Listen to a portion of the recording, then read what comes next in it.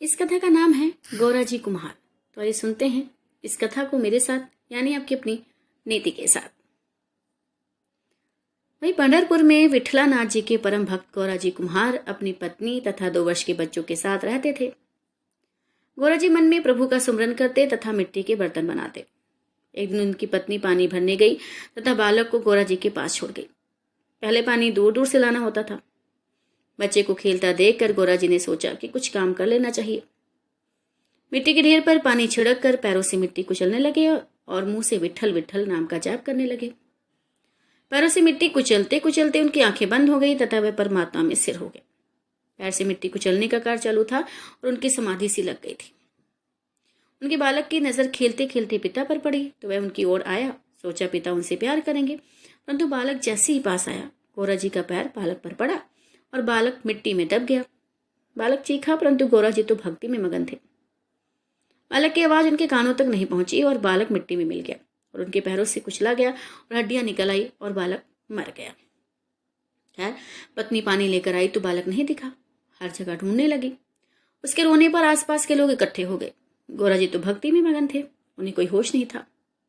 परंतु जब पत्नी ने उन्हें स्पर्श किया और हिलाया तो उनकी समाधि टूट गई।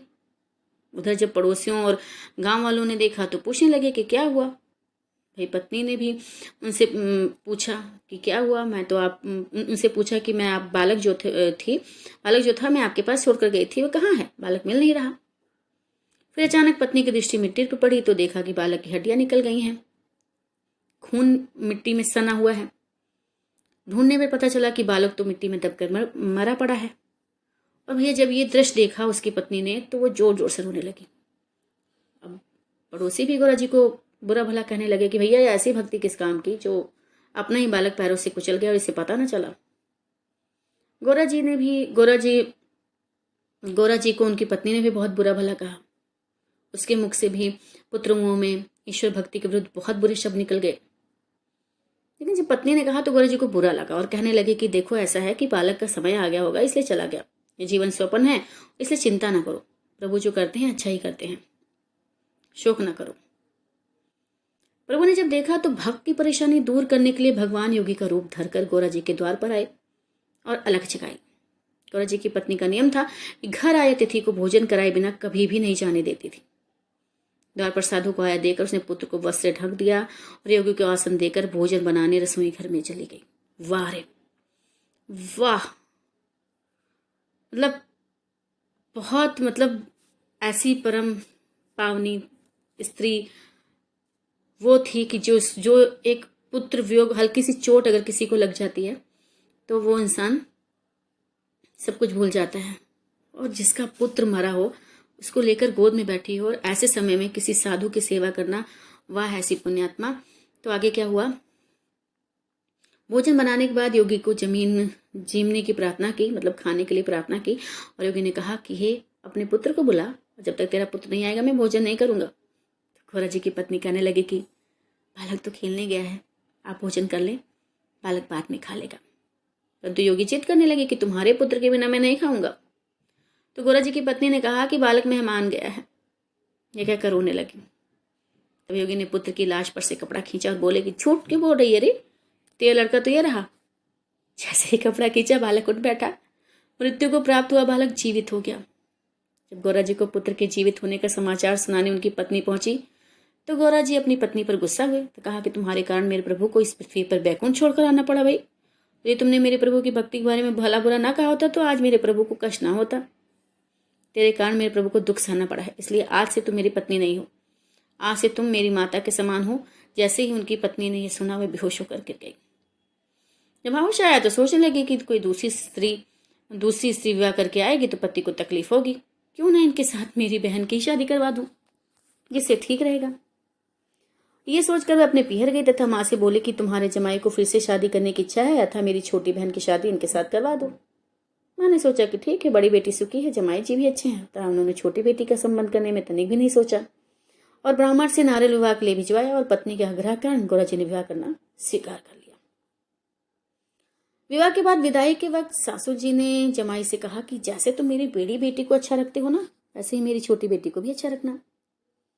तब गौरा जी ने कहा कि बड़ी माँ तो छोटी बहन, शादी के बाद भक्त जी घर के कार्यों में लग गए। थोड़े दिनों तक जब पत्नी की बहन को पति सुख नहीं मिला तो वह लोगों से बातें करने लगी कि उससे पति सुख नहीं मिला तथा बड़ी बहन के कारण मेरी जिंदगी खराब हो गई।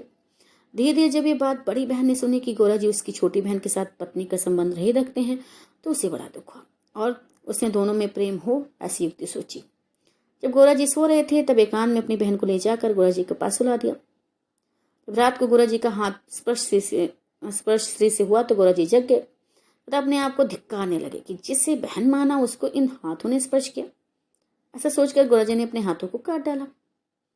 भैया ऐसा होते देखकर पत्नी भयभीत हो गई और रोने लगी।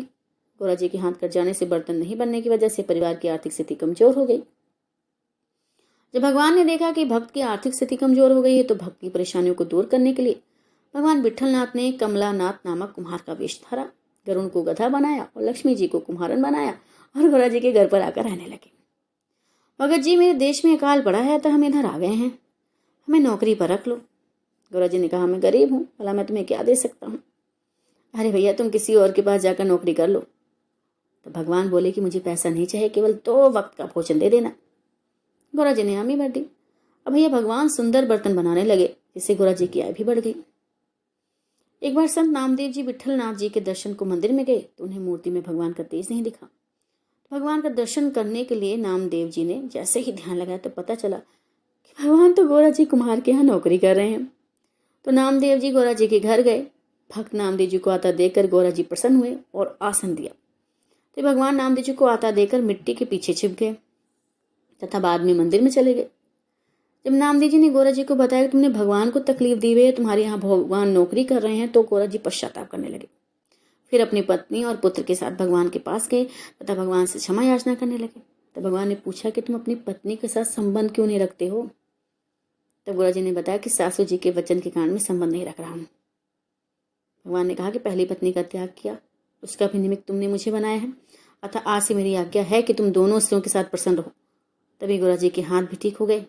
भक्त गोरा जी अच्छे से अपनी दोनों पत्नियों और बच्चों के साथ से रहने लगे। जय श्री नारायण, जय श्री राधे। चैनल को सब्सक्राइब करना ना भूलें। समाप्त।